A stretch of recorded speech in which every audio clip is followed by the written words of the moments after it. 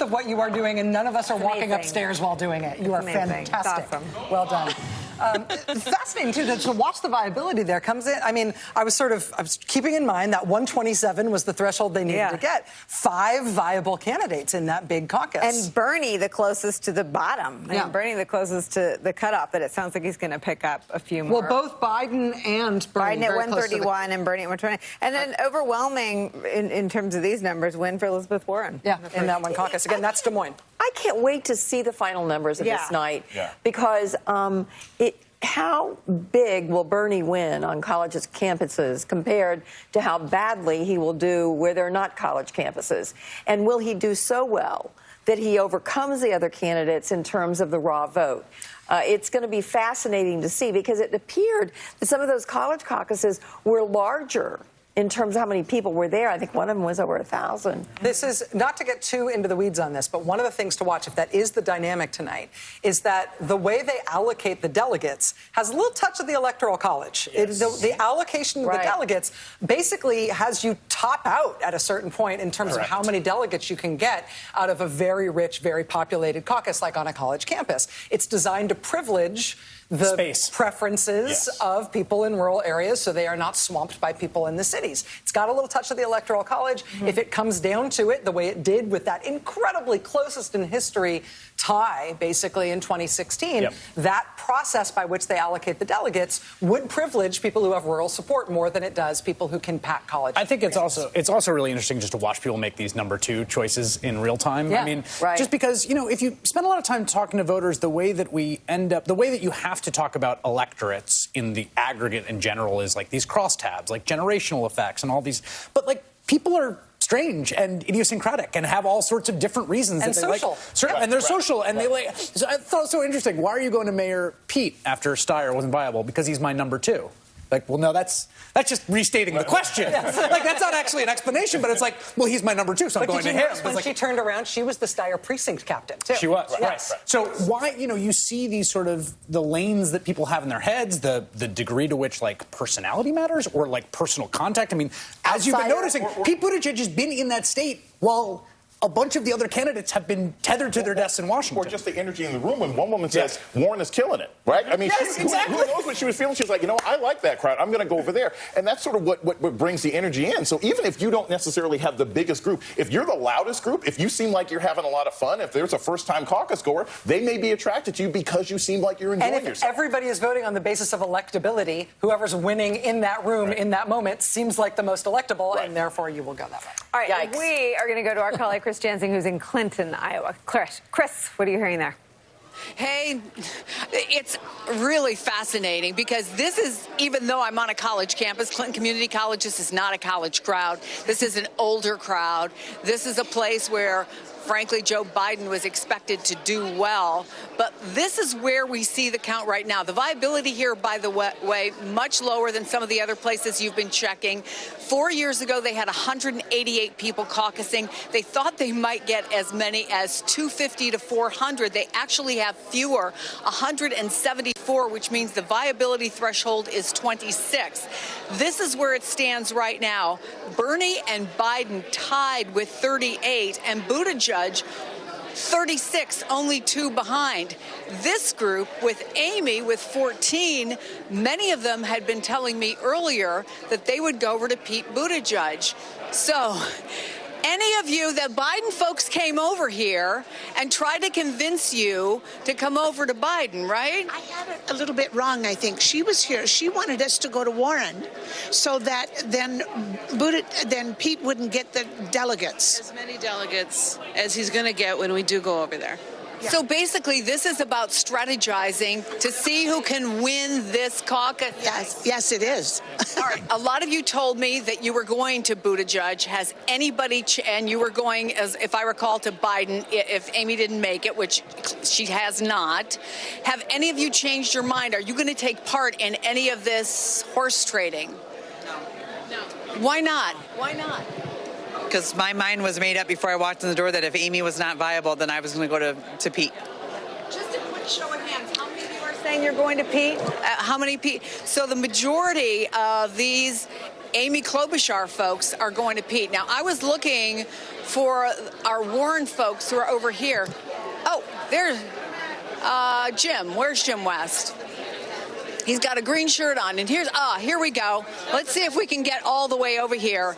And the reason is they're the ones who are doing some really serious. Can I just go through here? Thank you, Jim West.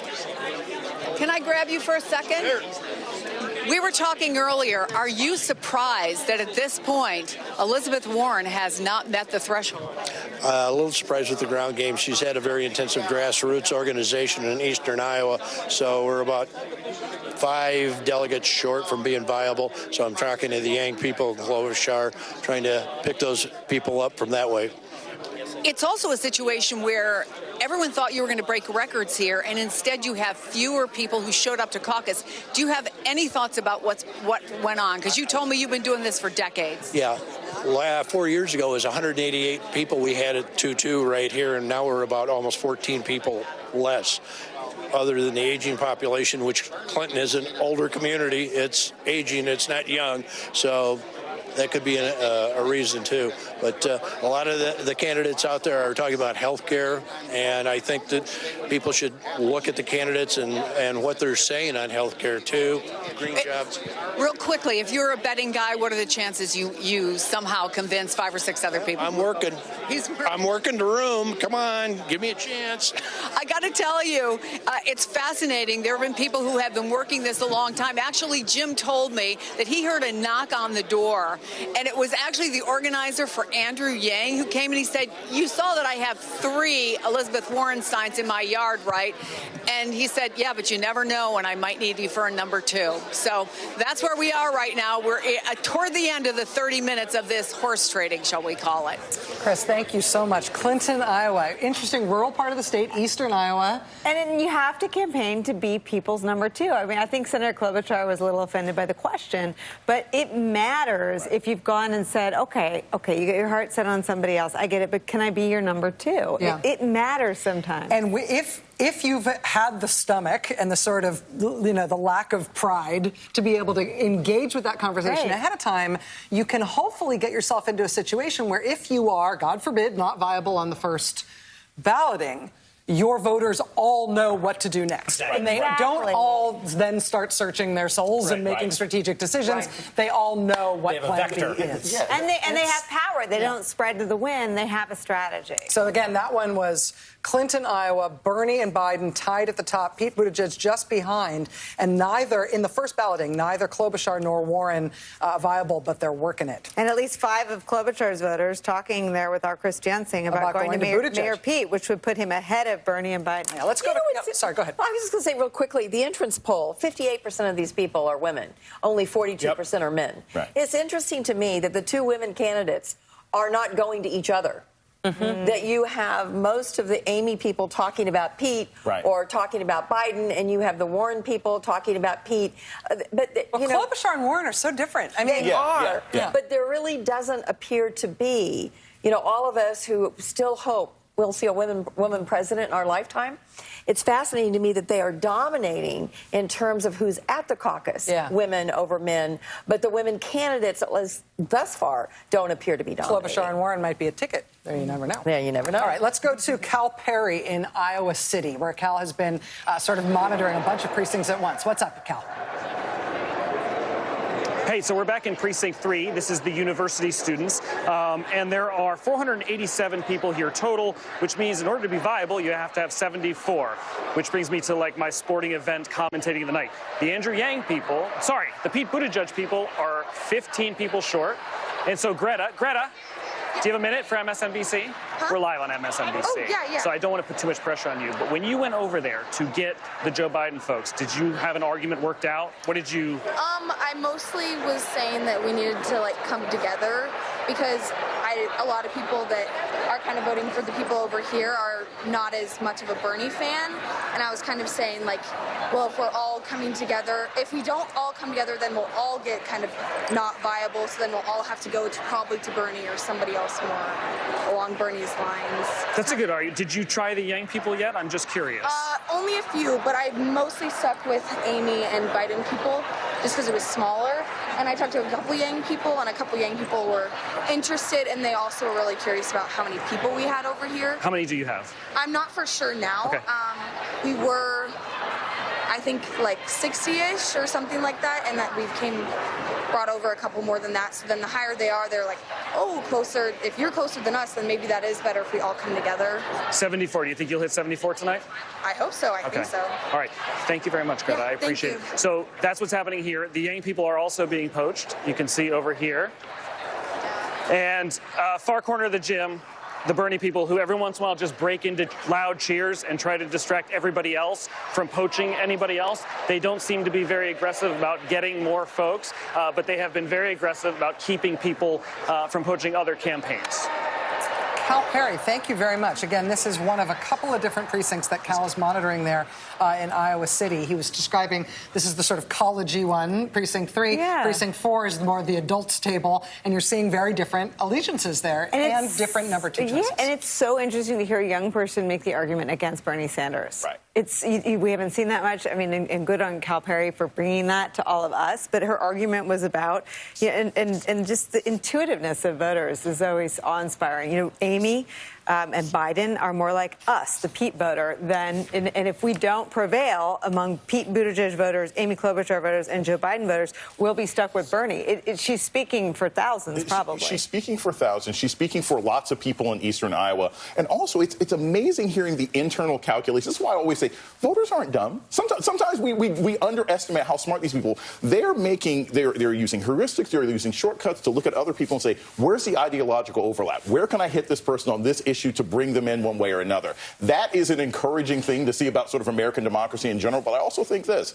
We were talking about how Andrew Yang's people are very, very popular. It's also something that comes into play. If you can't get the candidate, to the degree that you may be connected to the candidate personally, what's the issue that brings you over? And we haven't heard a lot of that. We've had electability it's all arguments. Electability. We don't hear a lot of health care or like, this is why you should come join. I mean, we heard one climate change. I think there's something, actually, there's a little bit of a kind of circular logic here in that, like, everybody is now infected with pundit brain and having these discussions about viability and electability. And, you know, democracy is, who do you want to be the president of the United States? Right. Who do you trust? Whose record and policy positions? To keep the circle going, they want the person that can beat Donald Trump. But they don't want Trump. I think what you heard from the voters' mouths is we don't want Trump more than we want any of them. What I don't know is I just feel like everyone is now doing this mental modeling exercise in which they are modeling some other set of electorate, some other people that aren't they, who will appeal to them more. And I don't know that that's a reliable to talk about heuristics.